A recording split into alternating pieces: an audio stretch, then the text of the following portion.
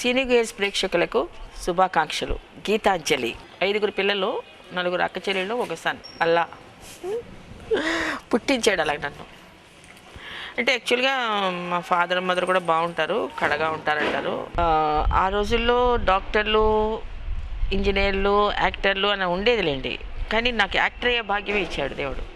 ఎందుకంటే మా ఫాదర్కి చాలా ఇష్టం నన్ను ఆర్టిస్ట్ చేయాలని.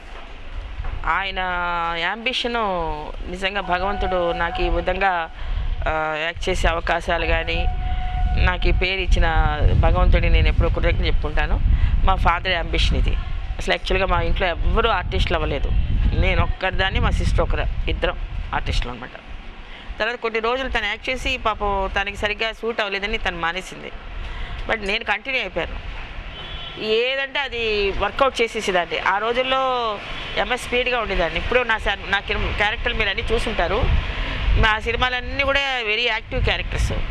అందుకని బాగా యాక్టివ్గా ఉండేదాన్ని చిన్నప్పటి నుంచి. అది మొత్తానికి సక్సెస్ అవ్వడానికి ఛాన్సెస్ చాలా వచ్చినాయి అనమాట అండి. అనలేదంట అనుకున్నాను. ఇప్పుడు చురుగ్గానే ఉంటాను, ఎప్పుడు చురుగ్గానే ఉంటాను నేను. నా క్యారెక్టర్ అంతే. భగవంతుడు అలాగే ఉంచాలని నేను కోరుకుంటున్నాను. అబ్బా, వంటలు యాక్చువల్గా మీరు నమ్మరు, నాకు వంట తెలీదు. ఆఫ్టర్ నాకు మ్యారేజ్ అయ్యే వరకు నాకు వంట ప్రసక్తి లేదు. కానీ మ్యారేజ్ అయిన తర్వాత అనుకోకుండా రామకృష్ణ గారు నాకు మ్యారేజ్ చేసుకున్నారు. మీ అందరికీ తెలిసిన విషయం. ఆయనకి మటుకు వంటలు నేర్చుకో గీత, సినిమాల్లో యాక్ట్ చేసావు కదా, వంటలు నేర్చుకుంటే కొంచెం నాకు కూడా వండి చేసి పెడతావు కదా అని ఆయన అడిగారు. అడిగితే మీరు నమ్మరు, మా మేనత్త, నాకు ఒక ఆంట్ ఉండేవారు, ఆవిడ అదేంటి నేను నేర్పిస్తాను నీకు, నాన్ వెజ్ అంతా ఇలా చేయాలి, వెజ్ అంతా ఇలా చేయాలి అని పాపం తను నాకు చక్కగా నేర్పించింది. మ్యారేజ్ తర్వాత, ఆ మ్యారేజ్ ముందు లేదు. మ్యారేజ్ ముందు నాకు ఏమీ తెలీదు. అసలు క్యాచప్ అనమాట. ఇమ్మీడియట్గా అన్ని కూరలు క్యాచ్ చేసేసి చక్కగా వంట చేసి పెట్టేదాన్ని నేను. అంటే కుదరదండి, నాకు టైం లేదు అసలు. యాక్చువల్ ఐఎమ్ 14-15 ఇయర్స్ నుంచి నేను ఆర్టిస్ట్గా వస్తున్నాను. ఫస్ట్ మూవీ రామారావు గారి పిక్చరు, మా గురువుగారు ఆయన ఫస్ట్ ఛాన్స్ ఇచ్చిన సీతారామ కళ్యాణం. అక్కడి నుంచి నా లైఫ్ సీతగా స్టార్ట్ చేసి వరుసగా ఇంకా సినిమాల్లో యాక్ట్ చేయడం జరిగింది. ఇక దాంతో నాకు అసలు వంటలు టైంకి ఎక్కడ ఉంది చెప్పండి. రోజు 3 షిఫ్ట్స్, 2 షిఫ్ట్స్, 4 షిఫ్ట్స్ చేసేదాన్ని. నన్ను మోరెవర్ ఇక్కడ ఉండేదాన్ని కదా, Bombay, Hyderabad, Kerala, most ever roundup చేస్తూనే ఉండేదాన్ని. ఇలా ఇంక నాకు కుదరలేదు. ఇంకా మ్యారేజ్ అయిన తర్వాత ఆయన అడగడం మొదలుపెట్టిన తర్వాత ఇంక నేను చేయడం మొదలుపెట్టాను. అది లేదు, నాకు యాక్చువల్గా మొదటి నుంచి ఆయన డ్యాన్స్ నేర్పించారు ఫస్ట్. అప్పుడు ఎంతండి మా వయసు, 5 ఇయర్స్ ఉంటుంది, 5-6 ఇయర్స్ ఉంటుంది మా సిస్టర్స్ ఇద్దరికి కూడా. ఆ టైంలోనే ఆయన డ్యాన్స్ నేర్పించారు నాకు, క్లాసికల్. అక్కడి నుంచి ఇక డ్యాన్స్ నేర్చుకోవడమే, చదువు పక్కన పెట్టి డ్యాన్స్ నేర్చుకోవడమే సరిపోయేది. ఆయనకు అంత పిచ్చి ఆ డ్యాన్స్ అంటే. ఆ నగలన్నీ పెట్టేవారు, బంగారపు నగలన్నీ పెట్టేసి భరతనాట్యం గెటప్ వేసి మమ్మల్ని ఇద్దరిని 5-6 ఇయర్స్ అప్పటి నుంచి డ్యాన్స్ నేర్పించారు. ఇంకా ఆలోచించండి, ఇంకా ఆయన కాన్సన్ట్రేషన్ ఓన్లీ అబౌట్ డాన్స్. కానీ ఆర్టిస్ట్ చేయాలని కూడా అంబిషన్ లేదు అప్పుడు. కానీ అనుకోకుండా ఆయనకి ఒక అంబిషన్ వచ్చేసింది, సినిమాల్లో చేస్తే బాగుంటుంది. ఒక 10-12 ఏళ్ళు వచ్చేటప్పటికి మేము బాగున్నామని, కొంచెం ఇలా అందరంగా ఉన్నాయని అందరూ అనడం వల్ల ఆయనకు ఒక ఇంట్రెస్ట్ వచ్చేసింది. ఇంట్రెస్ట్ వచ్చి వెంటనే మమ్మల్ని ఆర్టిస్టులు చేయడానికి మెడ్రాస్ వచ్చామన్నమాట అండి.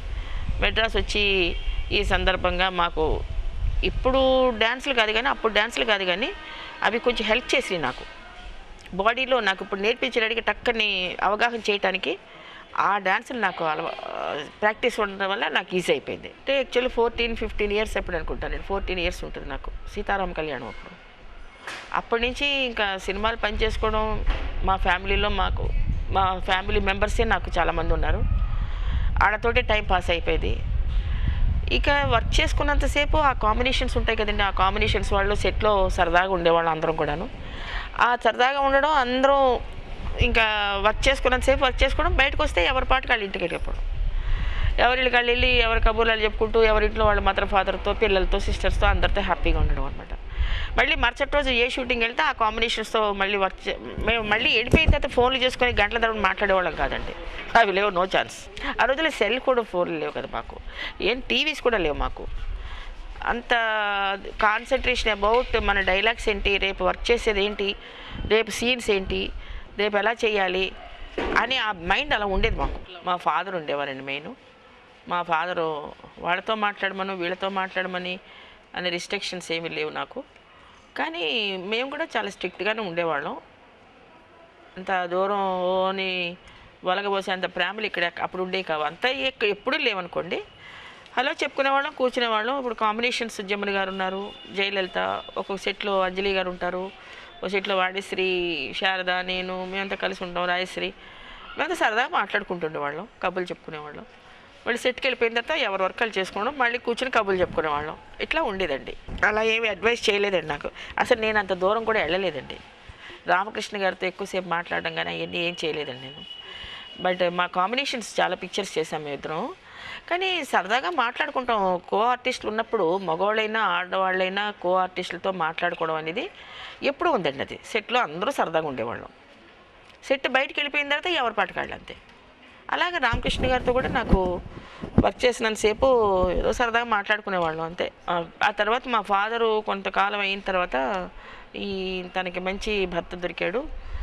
ఆయన కూడా అడిగారనమాట, నాకు గీతాంజలిని పెళ్లి చేసుకుంటానండి, మీరు ఇష్టమా అని అడిగితే తప్పకుండా చేసుకుందరు కానీ నాకు చాలా ఇష్టం మీరంటే. మా ఫాదర్ కూడా చాలా ఈజ్ ఎ గుడ్ జెంటిల్మెన్, మంచి పద్ధతులు.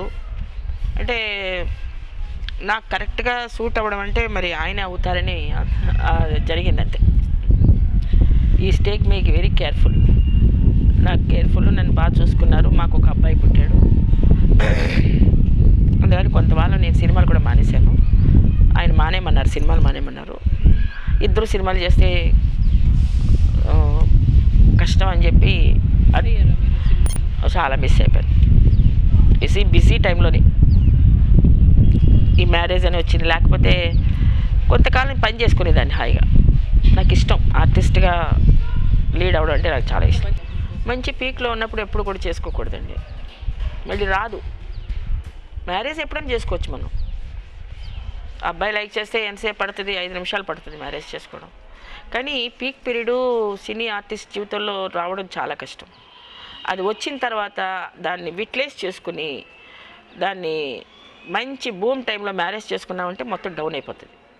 అందువల్ల నా అడ్వైస్ ఏంటంటే మనం సెటిల్ అయిపోయాం చాలు అనుకున్నప్పుడే మ్యారేజ్ చేసుకోవాలి. అది చాలామంది మేమందరం కూడా కొంచెం మిస్లీడ్ అయ్యింది మాకు. మంచి బూమ్ పీరియడ్లో నాకు కూడా మ్యారేజ్ చేసేసుకున్నాం. తర్వాత నన్ను చాలామంది దెబ్బలాడారు. భానుమతమ్మ గారే దెబ్బలాడారు. She's elder of the industry. Why Gitanjali, why you are ఇంత స్పీడ్ ఎందుకు అయ్యావు నువ్వు, అసలు గుడ్ ఆర్టిస్ట్, మంచి అమ్మాయి అండ్ మోర్ ఎవర్ గ్లామరస్. అందువల్ల మాకు చాలా డిసడ్వాంటేజ్ చేసావు. నువ్వు మంచి ఆర్టిస్ట్వి, నువ్వు గబాల్ని సినిమాలు కూడా చేయనని ఇస్తావు. మ్యారేజ్ చేసుకుని సినిమాలు చెయ్యి, ఎందుకు చేయరన్నావు అంటే ఆయనకి ఇష్టం లేదు. ఏంటి ఆయనకి ఇష్టం లేదు? ఆయనకి ఏంటి ఇష్టం లేదు? ఆయన చేయరా, నువ్వు చేయకూడదా? నువ్వెందుకు ఒప్పుకున్నావు? మంచి పీక్ టైంలో నువ్వు చేస్తున్నావు, ఇట్లా బాగాలేదు నువ్వు చేసింది అని ఆవిడే ఒక సినిమాకి అడిగారు నన్ను. అనుకోకుండా ఆవిడ అడగడం వల్ల గొడవ వచ్చింది మాకు. ఏమనంటే భానుమతమ్మ గారు అన్నారు అనమాట, ఎందుకు గీతాంజలి ఇప్పుడు మ్యారేజ్ చేస్తే నువ్వు సినిమాలు చెయ్యి, నువ్వెందుకు మానేసేసి ఇట్లా నేను మ్యారేజ్ చేసుకుంటున్నాను అనే పద్ధతి ఎందుకు పెట్టుకున్నావు? మ్యారేజ్ చేసుకో, నువ్వు చెయ్యి, ఆయనే చేసుకుంటారు. ఇట్లా జరిగింది కొంచెం డిస్కషను. లేదమ్మా నేను ముందు ఒప్పుకున్న తర్వాత ఆ మాట నేను మార్చుకోలేనమ్మా, పర్వాలేదమ్మా కొంతకాలం చూద్దామమ్మా, తర్వాత ఏదన్నా మళ్ళీ ఛాన్స్ వస్తే చేస్తానమ్మా. ఇట్లా భానుమతమ్మ గారికి నేను ఆన్సర్ ఇచ్చాను ఆవిడ చెప్పగానే. ఆవిడ చాలా ఫీల్ అయ్యారు నేను సినిమాలు మానేసుకున్నానంటే.